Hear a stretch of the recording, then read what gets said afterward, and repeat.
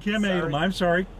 Kim Adelman, who's the founder of Plug-in Conversions Corporation, which is a new company that's developing its own plug-in hybrid conversion program. And I gather the heart of this thing are the batteries. So, well, Ken, just tell us a little bit about how this all came about. You were saying you've sort of been pulled into this vortex. Yeah. And tell us a little about the vortex that you're in now. I'll tell you the story. The vortex started in about 2002 when I bought a RAV4 EV. I had a very big solar energy system on my house, which we were producing so much energy I knew I needed an electric car. And when the RAV4 EV was sold to the public, I was one of the first in San Diego to go sign up. And it wasn't an easy process to make that happen. But I had that car for about 3.5 years. I drove 80 miles a day, 60,000 pollution-free miles in that time. And it was coming to the point where the car was getting a little older. We weren't sure about warranty issues on the battery. We had heard that it was very expensive if something goes wrong. So I decided it's time to do something else. And the something else was a plug-in conversion of a Prius. Felix Kramer of CalCars had started calcars.org about 5 years ago. His purpose was to get enough of these converted Priuses on the road so the manufacturers would put plugs on the cars. That's our goal. That's what we want. I hooked up with, actually it didn't start with CalCars. There was a RAV4 EV news group that I continued to subscribe to and read. And last December, there was a little tiny, almost unnoticeable message from a battery company in Centennial, Colorado, that said they had some batteries they wanted somebody to test in a Prius conversion. And I was on the phone in 5 minutes because that was very cool. Yeah. I called up and talked to a woman named Martha Jensen, who it turned out had lived a mile from me up until 3 years before she moved to Colorado to do the battery company. No kidding. Which was a nice little coincidence. Yeah. And for the next 3 or 4 months we corresponded, and I had to kind of push them. They had been using their batteries in other applications and didn't really know about the EV application, conversion application. I showed up in Centennial, Colorado in May, the first time, in actually the car that we're sitting in before the paint job, and said, here I am.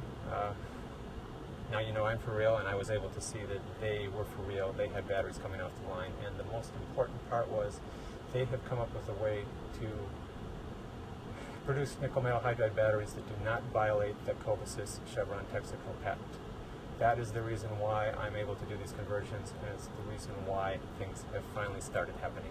Right. Now, these are, unlike many of the other vehicles that are using lithium-ion batteries, you're using nickel metal hydride batteries. Yes. Okay. There are, I think lithium is a great technology, and it's coming along. It's not quite fully developed, and they are trying to resolve some of the thermal issues and battery management issues, and I believe they will. And I think lithium is probably one of the final answers to doing electric car conversions and straight conversions and Prius conversions. But for now, we have a technology that's been proven. It's been around for 15 years at least. It's proven in the RAV4 that they have some of those cars that have 150,000 miles on them. Same battery pack. It works. It's good enough. And we want to make some things happen right now. So what is that instead of using the higher energy lithium batteries, you're using nickel metal hydride, which isn't quite as much energy. So how does that translate in terms of the performance of your car here then? Performance-wise, there's no difference. The biggest difference is that the energy density is a little bit less, so we do have to find more space to put the batteries to do the same job as a lithium pack. Okay, how many kilowatt hours do you have on here? This car has, it was 6.4, it's a little over 7 now. It's about 7.2 kilowatt hours. Okay. So what does that translate into as far as electric-only driving capabilities? What does that mean? EV-only low-speed driving, this car should be able to get a little better than 25 miles. Okay. And if you're not doing EV, which it turns out is not as important as we originally thought, doing a hybrid driving, highway driving, you will get 50 miles at 100 plus miles per gallon. The way I usually describe it is if you go 25 miles all EV and then go 25 miles regular, you just doubled your mileage for 50 miles. Okay. If you go 50 miles mixed mode ends up the same result. You still put in 25 miles worth of electrical energy and it comes back out. So Okay. it's not as critical to be in EV mode as we all originally thought. Okay, so this is what's referred to as sort of the blended mode. Okay, so you are we're sitting in the vehicle right now that is your vehicle that you've done the conversions on, and maybe if you don't mind, we'll show a little bit about what it looks like. Obviously the outside and maybe some of the inside. That's up to you to make the call on. But so where are you at business wise on this? Can somebody contact you and say, hey, I want your kit. I want to put this in my car. I mean, what are your plans with respect to commercializing this? We have a presence on the web right now. We are planning on beginning to take orders middle of November for installation starting after the first of the year. We're focusing right now on safety and possibly warranty issues that are important. So turns out the warranty issues aren't as critical because we're not changing the car in any way. We're just adding to it. It's an aftermarket thing. I'm working closely with CalCars right now to make any of the systems that we design and develop public domain, and we're doing that as fast as we can. Now, the reason for public domain is what?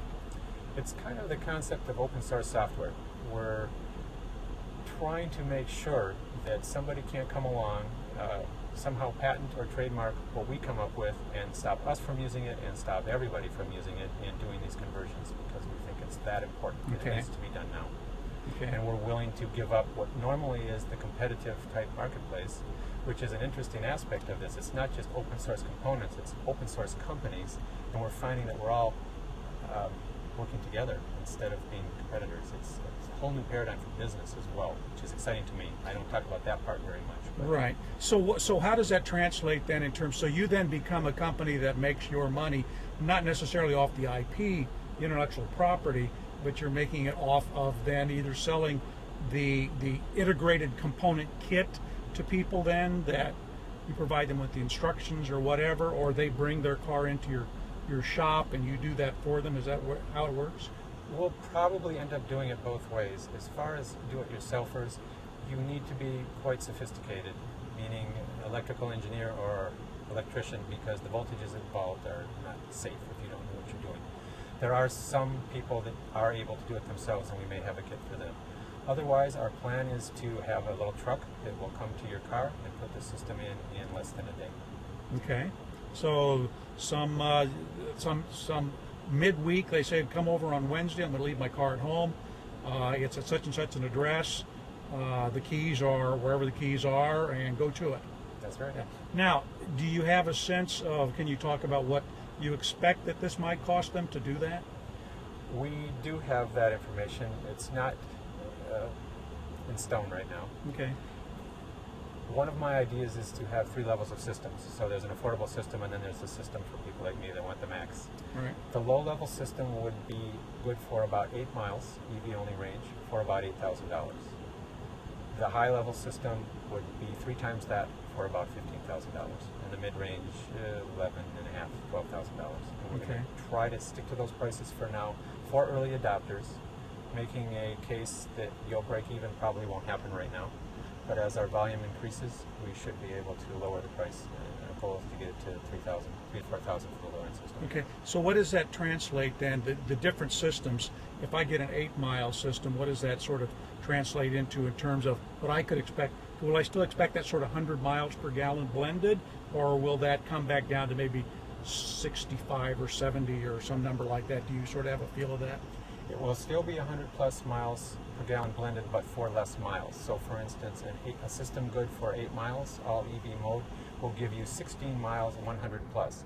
But it's interesting that depending on your situation, how many miles you drive, and how many times per day you can charge, a low-end system can be just as effective as the high-end system. If you can charge the low-end system 3 times a day, someone buys the high-end system, they can only charge once a day, you're equal. Okay. So it's not always important to buy the most expensive system. Okay. And so that expensive system was, or the least expensive system was again $6,000. $8,000. Okay. Very good. So what else information do you need to share with us before we move on and get some shots of the car then? Well, it's a little off the track, but I've been saying that I believe we're in a planetary emergency. and we need to do something, and we need to do it fast. And this is one thing that can make a difference. And I don't know if it's too late or not, but we have to try. So let's get to it and get these plugs in the cars.